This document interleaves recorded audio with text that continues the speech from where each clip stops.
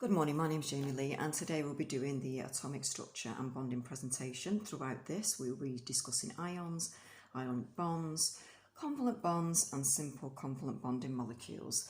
Looking at ionic bonds first, if you take a look at chlorine, which is here on the side, this is number 17 on the periodic table, which means 17 protons, which is the positive charge. This is within the nucleus, and then there are 17 electrons, which is the negative charge, which is outside on the outer energy levels, as you can see on the diagram.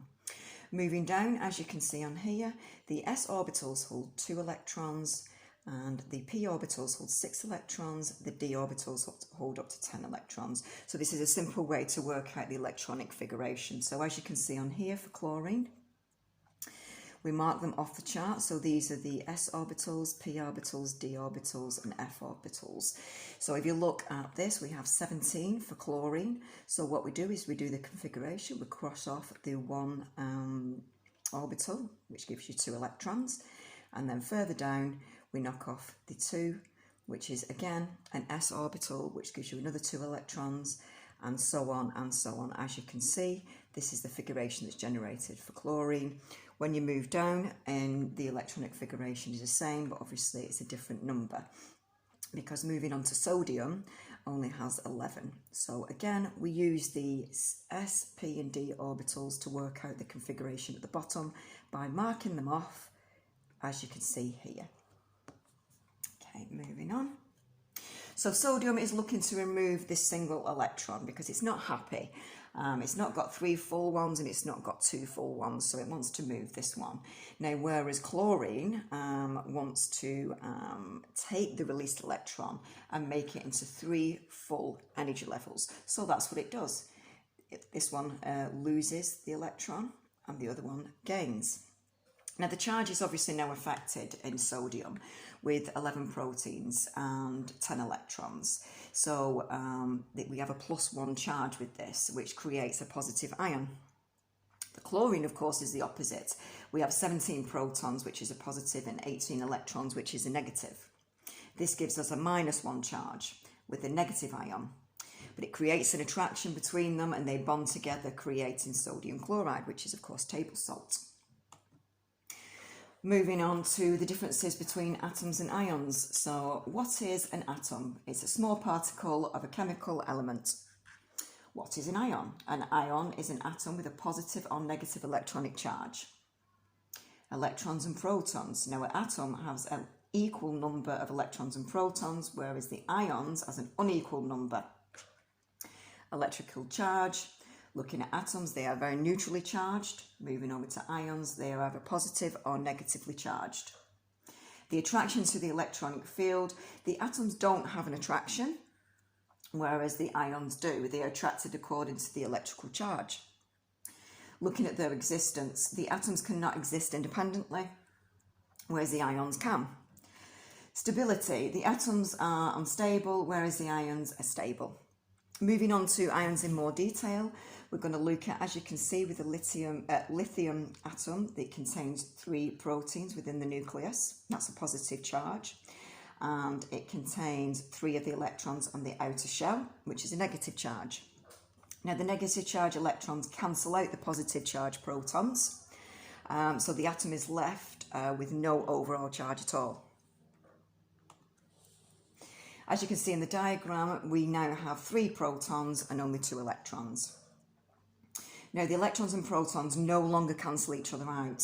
So what this leaves us with is an overall positive charge of 1. Now, this becomes lithium ion. So this is where a lithium ion is where atoms lose electrons, but they become a positive ion.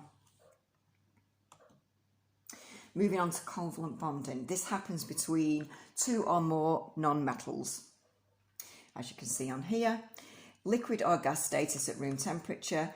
The metals, as you can see on the periodic table, there's a divide there. So we have the metals on the left and the non-metals on the right of the periodic table.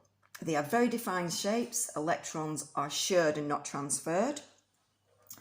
Atoms are neutral or partially charged. We have a low melting and boiling point. As you can see in the diagram, bonds are drawn with sticks. So as you can see here, single, double and triple. And these are the different types here.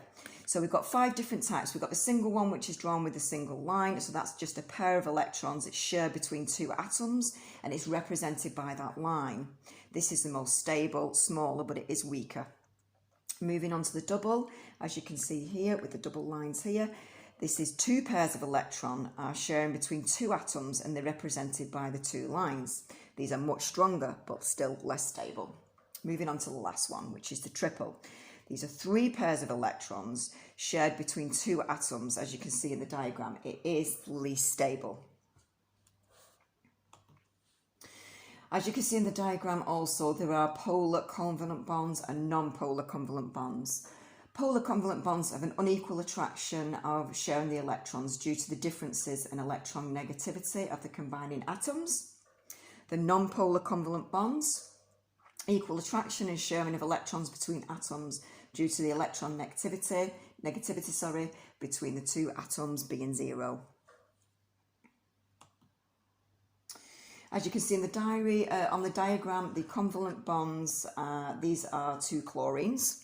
So looking at chlorine, which is obviously, as we stated before, is number 17 on the periodic table. So it's 17 protons, which is a positive charge within the nucleus, and 17 electrons, which is a negative charge around the energy levels.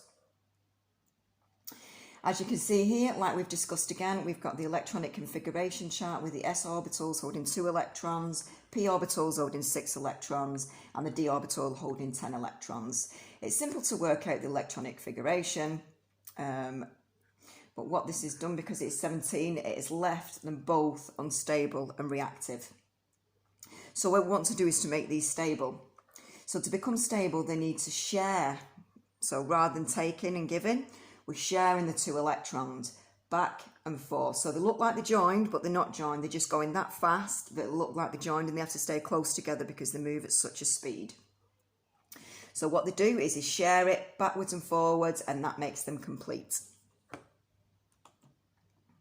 Moving on to simple covalent bonded molecules. So we've got 4 examples here. So the first one is here, which is a water molecule, which is H2O.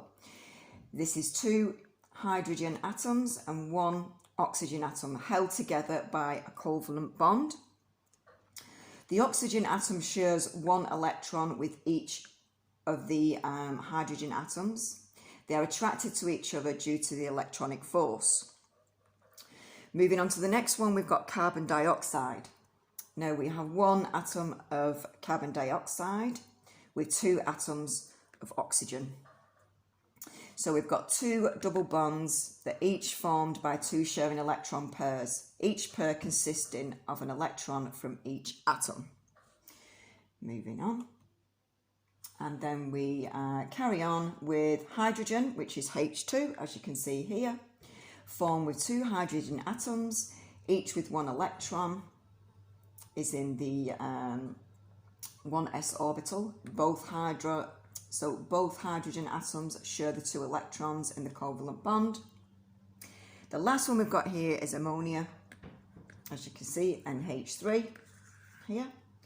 This is formed with 3 hydrogen atoms, as you can see there, and 1 nitrogen atom. The 3 single bonds formed by sharing the electronic pairs consisting of an electron from each atom. Okay, and that is the end of the presentation. So what we've discussed today is obviously ions and the structure and the difference between atoms. Ionic bonds, what are they? How are they formed? Covalent bonds, again, what are they? And the 5 different types that we've got. And lastly, simply covalent bonded molecules. I hope you enjoyed the presentation today. Thank you very much and goodbye.